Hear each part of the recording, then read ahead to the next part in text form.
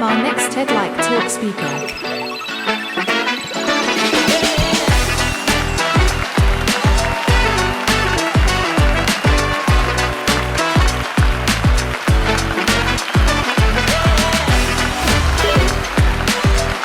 First talk of the day, right? A bit early, but I hope everybody is wide awake, had coffee, had good breakfast.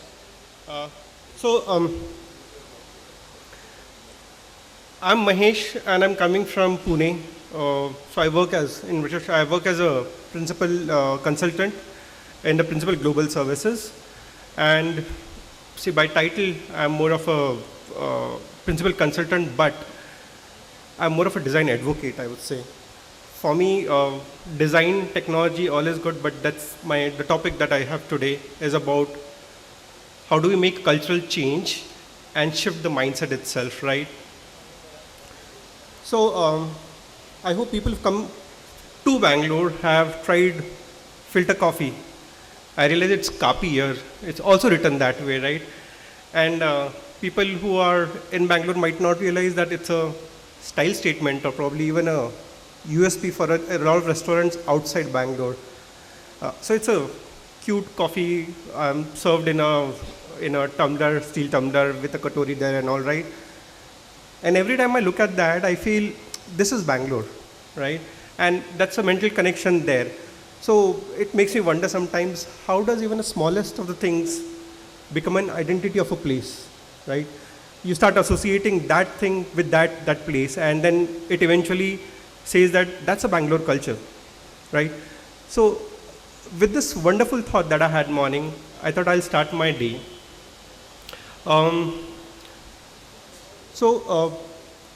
First of all, welcome. Thanks for making it a bit early.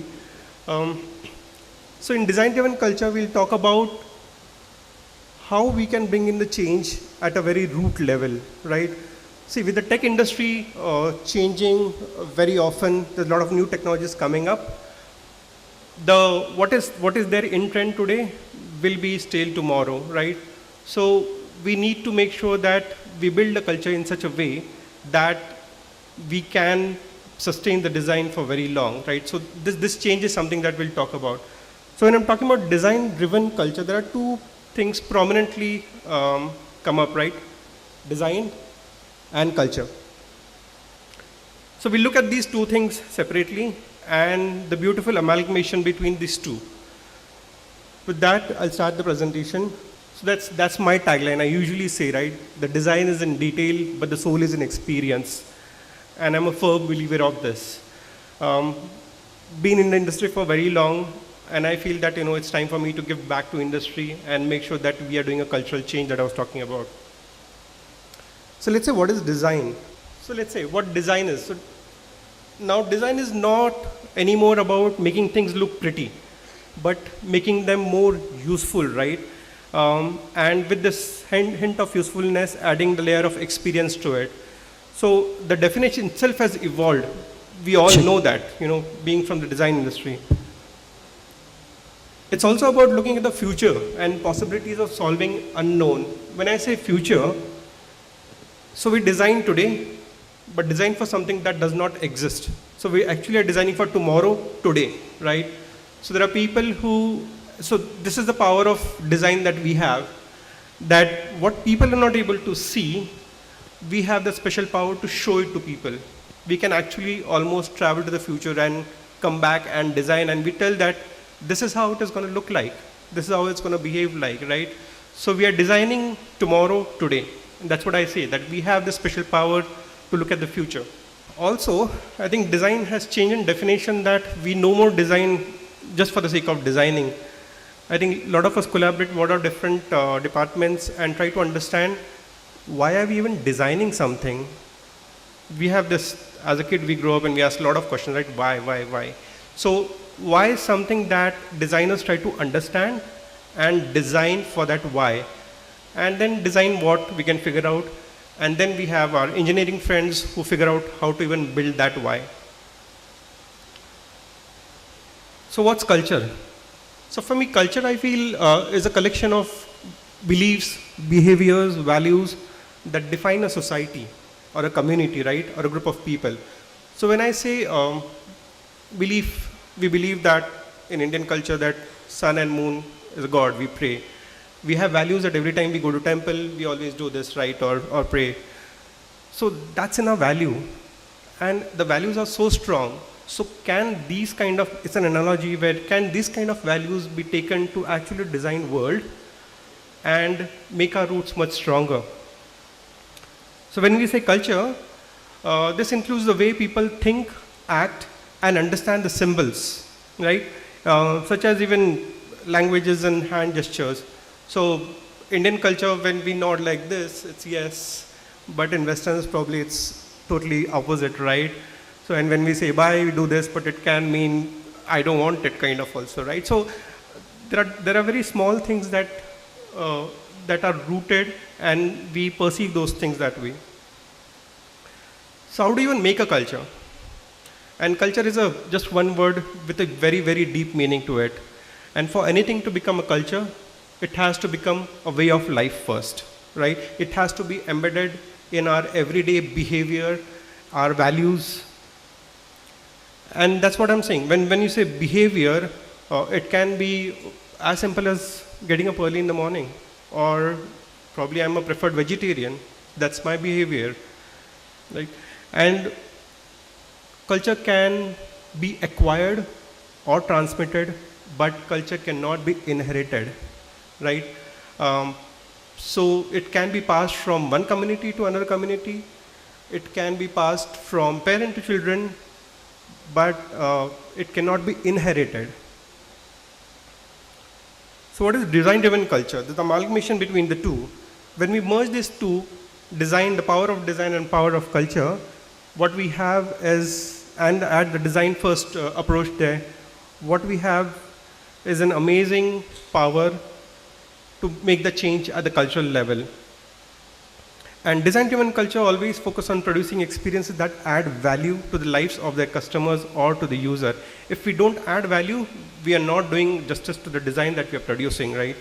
And we as humans have always have this, that we design almost everything in our daily life. We design our talks, we design our commute to the office, we design commute to the office, we design probably what we're going to eat, lunch, dinner or something, right? So it's something that we are continuously thinking. And why do we do it? Because we want to derive value out of what we are doing. We want to save time, right? Now imagine doing this mental design and taking it to level at a bigger level, let's say a society or a community, right? So if we can do that, that will become our default habit. It will become our second nature to do everything that's culturally there. So let's see what are the elements of design-driven culture. There are few, but I have kind of listed 4 here. So when I'm saying design-driven culture, the biggest part of this culture is the customer that we want to understand in depth. If we don't understand this in depth, we probably will fail a lot in the future, right? And being the UX professionals, I think we all understand empathy is definitely the key. If you cannot empathize, you cannot really design well, right? From the corporate culture perspective, there is breaking down the silos and adopting to the agile culture is what we'll talk about. So let's say customer understanding in depth. So the difference with design-driven companies is that, like I was saying, they seek to go far beyond what customers want. They want to understand why do you even want it. They want to uncover that why. So if probably some years back we would say that I want to make sure that I'm in touch with my loved ones. I am there available for their for in the emergency. So this is why I want to be in touch, because I want to be available for them, right? So then thinking of this, then we figured out, okay, how can we do it? And today we have mobiles, right? So that why is catered with what? So the mobile is actually a what. And then of course we added the fancy layer of photography and so many other features, right? So, and that's an experience level. Now, experience level that we've added. So mobiles are no more talking about actually call, it talks about the camera quality, right? If you see a lot of designs, a lot of advertisements. So actually tech-driven companies take advantage of what is these emotions that the data shows, right? So understanding these emotions and those psychological tensions, what I'll talk about, but if you cater to emotion, you are bang on. Your design is going to be really working well, right? So design-driven companies actually try to know what motivates people and what bothers them. And then design-driven companies know that people feel psychological tension. And this is what tension I was talking about. There are various, so there's a current value and there's a perceived value that we always think of. What we have is not good enough, and we always try to see what we want. And we feel that if I get that want, it's going to make me feel better, right? I have a phone, but I always try to see if I can upgrade the phone, right? It feels that if I can cater myself with that particular thing, I will be more accepted in the society. So there's a continuous psychological tension that, I want that. And this the struggle that I was saying is different psychological tension, right? Pain or disappointment, desire or longing, and frustration and anger. So pain is something I have, I don't want. And desire for longing is something I don't have today, but I want. And frustration is I have, it's not working as expected. So you see, there's always something that I want more. I really want to do something more with what I have currently. So talking of empathy, this is a good statistic that I found, that 80% of the consumers say that experience is more important than even the product that they use, right? So customers are people, and we need to treat them not as a number or a data, but as human beings, right? Because the technology that you're giving to the customers today is going to be changing tomorrow, but the humans will not change the way they think. So again, it says 95% are likely to be loyal to company they trust, and with empathy, that's a key thing to build a trust. If you build a trust, people will stick to you, they will be loyal to your product. Even if you change the product itself, they will be loyal to your brand, right? So customers create emotional relationship with your product over the period of time when they continuously use it. So I'm sure iPhone users don't go to Android and Android don't go to iPhones, right? So it's a continuous tussle there. Also, there are 80% who says that they will move to another company for a better experience if we don't cater to the experience that they're looking for. So they stop buying from the company because the competitors is providing a better experience with more empathy. Also, in the changing time, right, there are people who are glued to the phone, there's less of patience. So customers are more informed and less loyal today to the predecessors. It's no more about having one thing and then using that thing for very, very long. It's a culture of change now, right?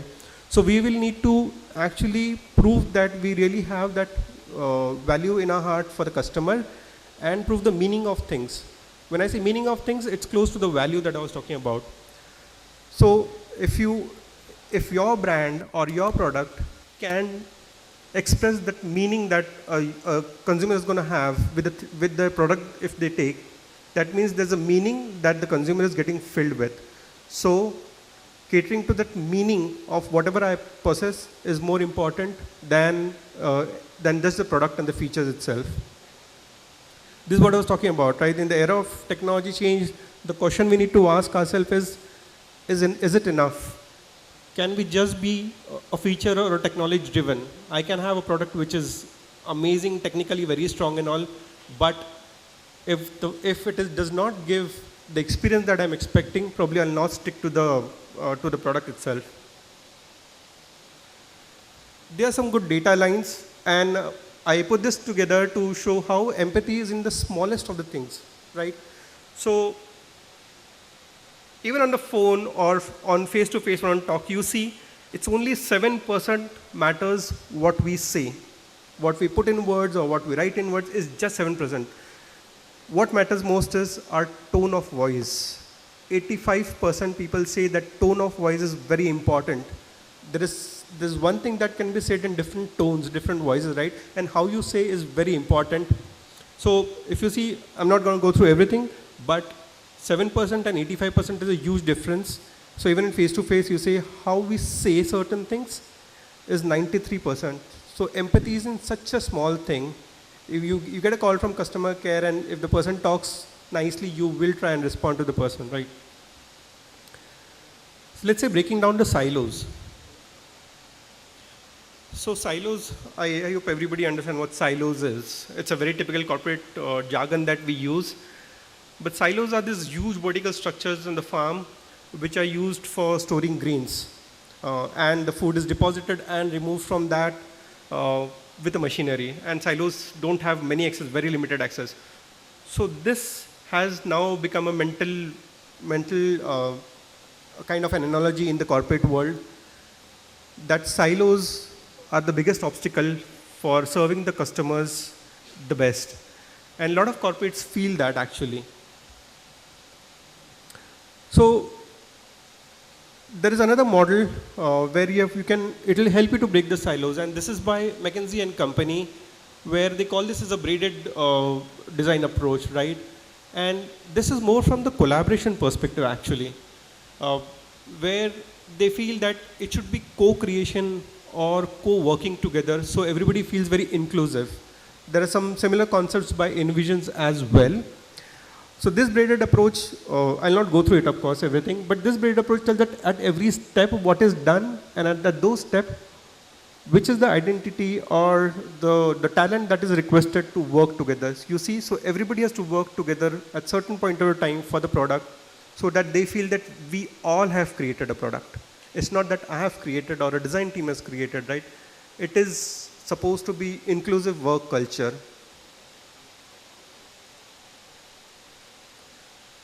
There is another way to break silos is setting up a CX council. So what is CX council? It's a group of people who come together and they are big advocates of design. They are champions actually. And their job is to define one unified vision of how experience goals can be achieved. So I'll not go through the statistics again. I've got indication there is not much time left. So adoption to agile culture is well accepted by various practitioners from the different fields and has actually become a development culture, right? So if we merge our development culture with the design thinking process, it will be a great achievement, because agile is something that's very easily accepted in, and it has become a de facto culture for development. So why can't we have something as designers, a de facto culture for us as well? So agile is always about speed minimum, right? So what we need to do is, instead of striving for perfection, we should be okay with progress. So that's what I'm saying. Progress is better than perfection. And just learn to do the doable. Just minimum what is required for the market. There's a very interesting fact, story about Instagram, like how they bought this product in the market, where they first figured out what is liked and what is not liked. So liking, sharing pictures is something feature they realized that they liked, and what they did is they released a very minimal stripped down version of the product today that we saw, and the success was amazing there. So I'm saying it's not impossible. It's difficult. I know cultural change is always difficult. It is a big change that we want to bring in. And the ultimate reward that we should have is if we see someone else accepting this design and someone else is coming to you and saying, can we include design? We want to see that perspective as well. So if we find those kind of professionals, we should nurture those professionals. And I feel we should go back to the roots that we have. That's education, that's a upbringing. Because culture is not something that you acquire even, at certainly go and switch on the switch and get the culture. If we go to the roots, like education, upbringing, if at that root we can help people think from design perspective, it will become our second nature. We will see everything from a design perspective then. So in the interest of time, I'll not go through the key takeaways. I'll be putting this up on my LinkedIn probably. You can go ahead and download, but I wanted to just walk through the takeaways of what talk I had done today. And there is also, I have 8-point maturity model to assess where does your company stand from the perspective of maturity level that it should be. So if you score, you can just, it's a simple yes, no. If you score anything below 40, then you need to really work hard on building a culture. But anything from 40 to 60 has a good potential, can be worked upon. And above 60 is, okay, yes, I'm on the right track. So it's a simple metrics of 8-point, and it does help you to assess. You can take this, and then you can go back and say, this is now, I want to change the culture at a corporate level, at a root level of education, all I was talking about. So that's the end of my presentation. I can take some questions. Do I have a time for questions? 2 minutes? Hey, hi, this is Arun. So I have a question on the point that you have mentioned on psychological tensions that you have mentioned. So is it that this kind of psychological tension will be having only if you have a control on what you're having, what you are supposed to do? Sorry, I didn't get your question. So this kind of psychological tension, so what you have mentioned, is it only be having for a human or a person who have the control of future?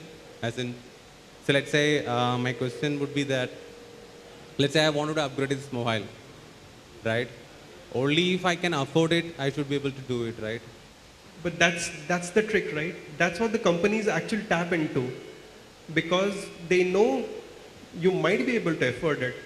So you see, there's a craze about, even if I'm not able to afford, I can take an EMI, I can take a loan and do it.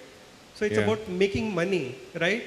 If you can tap that tension exactly, you can win hearts and you can win wallets, trust me. And I'm not saying technology here, but banks are ready to big business because of that desire that you have, right? Obviously, they will sell products. Exactly. So for them, it's a business. They have won your wallet, right? And then the technology people have won your heart there because they can give you a good phone there. Okay. And one more question, sorry. Yeah. Sorry. One more question. So you were saying that there are certain people who wanted to upgrade from Android to iOS for certain reason. I'm not quoting anybody here. Okay. But the question is that, is it that people are looking for a better experience, or is it always that people look for a different experience? So difference and better, do you feel any connections? People are buying products because they want to fit into a society, a psychological thing. If I have 10 friends, almost everybody using iPhone, probably I want to buy an iPhone because I want to fit with the friends there, right? So they're buying not because they want, they're buying because they want to fit into that circle there. So it's a personal preference, of course, but then it's more of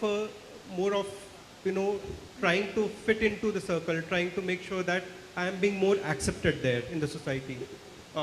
It can be feature and technology driven decision as well, but it's more of an experience that comes with. People feel iPhone is more secured. So I feel secured because the data is secured, right? So security is one emotion that is being catered with iPhone. So these are some psychological facts that kind of plays with us. We had a question there. I don't know whether you have covered in the initial stage of this presentation. I joined a few minutes after you started. Actually, we are planning to start a design-driven approach in my organization. So do you have any recommendation how to build the team? Do we need to from top-down approach or from bottom-up approach? Understood your question. Probably it will be a very long question. You can connect with me, we can talk about it. But what I would say, it will be easy if it's a top-down approach, definitely. See, because you have to have someone who's a decision maker in the room at the table. If you don't have a CMO or if you don't have someone who's a council champion, UX champion, it's going to be big struggle. And that struggle the progress will be very slow.